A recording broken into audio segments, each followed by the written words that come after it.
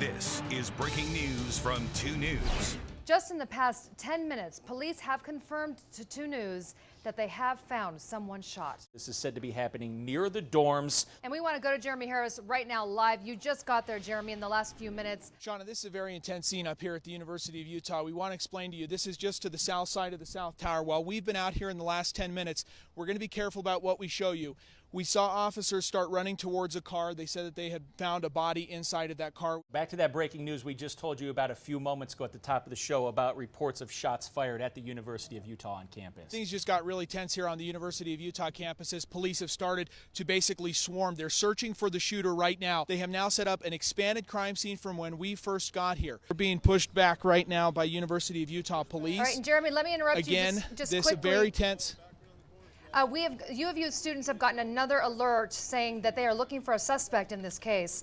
They're saying a black man, 37 years old, 6'3", 250 pounds. We're now going to go live to Brona Tumulty, who also just got to the campus. Brona. We've seen Salt Lake City Police, UTA Police, University of Utah Police. They've all been either in this area or going up towards the hill. They're up past the dorms with their lights flashing. According to police, they are looking for one person, one suspect. They say that that person is still on foot. We put it up on your screen again because this is important to get out. This looks like an armored vehicle that's coming up to the campus right now. Do you have a name on the suspect yet?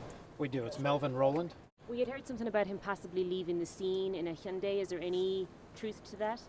We're still verifying that. We've had some information that possibly that's the case, but we haven't got that confirmed yet. He's listed on the Utah Sex Offender Registry. This mugshot is likely from when his arrest was. This was 2004, so likely somewhat dated. He is listed as a sex offender or a possible kidnapper. This is right where one of his last known addresses was, so literally right across the street from the university.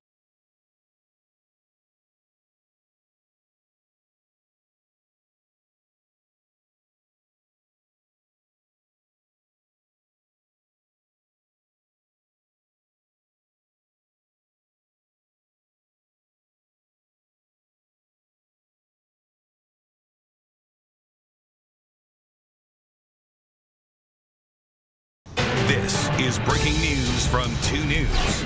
We do have breaking news this morning. This is a live look at a church in downtown Salt Lake City where the body of a suspected U of U shooter was found overnight.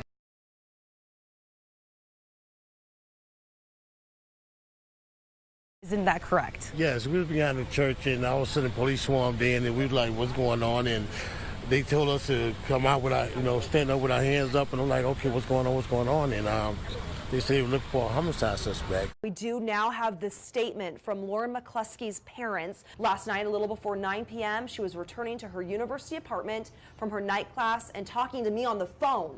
Suddenly, I heard her yell, no, no, no. I thought she might have been a car accident.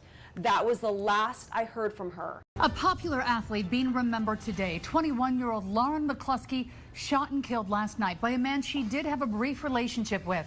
After a short search late last night, that man found dead inside a church in downtown Salt Lake. You're looking at video from some of her track meets.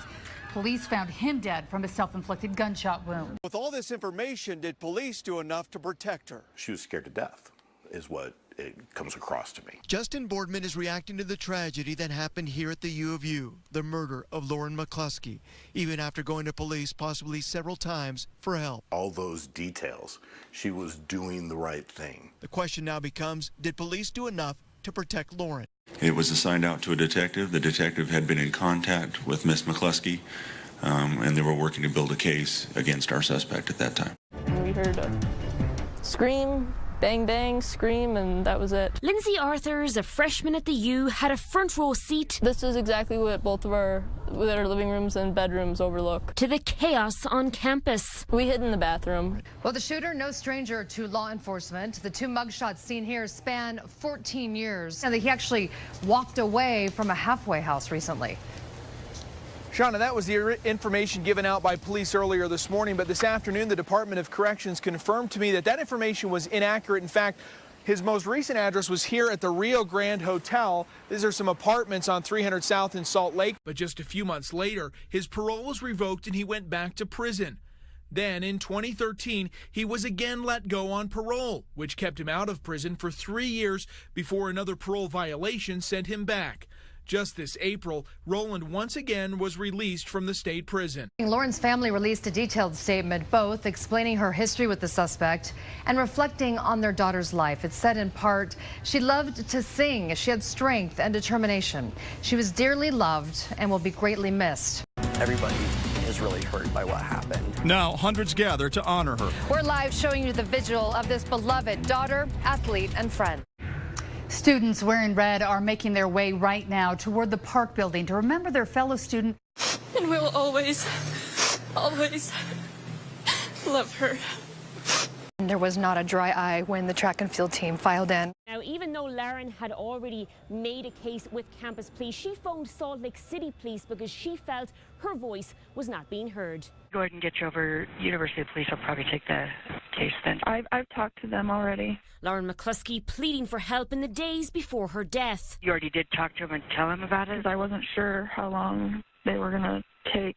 Seemingly frustrated with campus police. They haven't updated or done anything. So the case, it involves extortion. She was abducted while we were talking to her on the telephone. So we heard her being assaulted.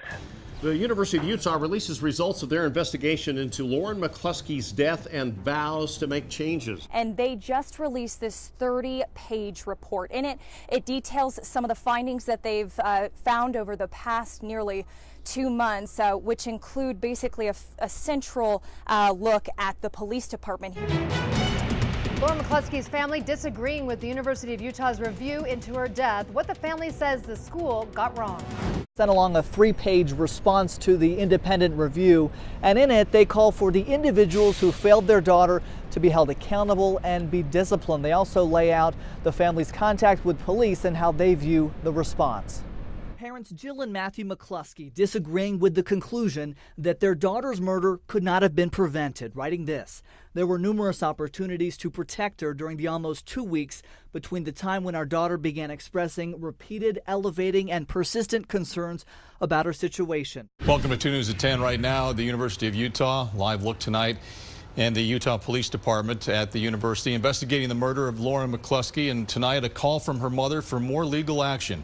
3 weeks and 1 day ago, Lauren McCluskey was killed with a borrowed gun. People want to know who else can be blamed for this. Criminal defense attorney Greg Skortis isn't associated with the case, but he tells me the burden is high if prosecutors hope to charge the gun's owner. The prosecutor or law enforcement agency would have to show a jury that the person who provided the firearm knew at that moment that they were providing it to a restricted person. Celebration of life for Lauren McCluskey, the U of U student and athlete, killed by an ex-boyfriend. The service was in Pullman, Washington, Lauren's hometown, where hundreds of people gathered. 2 News' Brona Tumulty, making the trip to Washington State, joins us live tonight from Pullman. Brona. Yeah, Brian, as you said, that event was held here in Pullman in Lauren's hometown this evening. The family did ask us not to bring in cameras into the venue. Of course, we respected that, but we got a chance to catch up with some of the people who knew and loved Lauren. It was first day of school. Marina Riley met Lauren McCluskey in 8th grade. I asked her, I'm like, well, do you do any hobbies or anything? And she's just sort of like, well, I do track.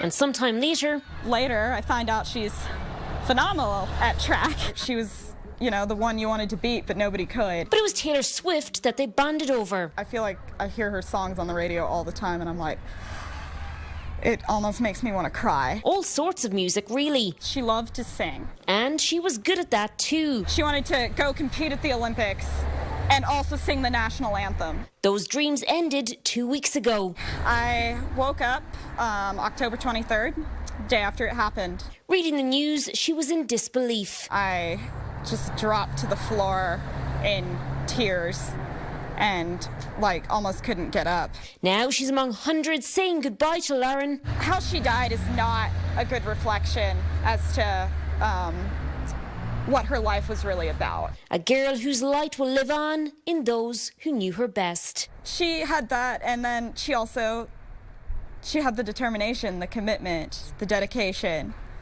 the persistence. She was just somebody who never gave up on anything. And it's always in the middle of the night, burst in the door and told us what happened. And I'm sure you're both just devastated. Yeah, I was numb for about 3 or 4 days. It was like, this can't happen, but it did happen, and we got to deal with it.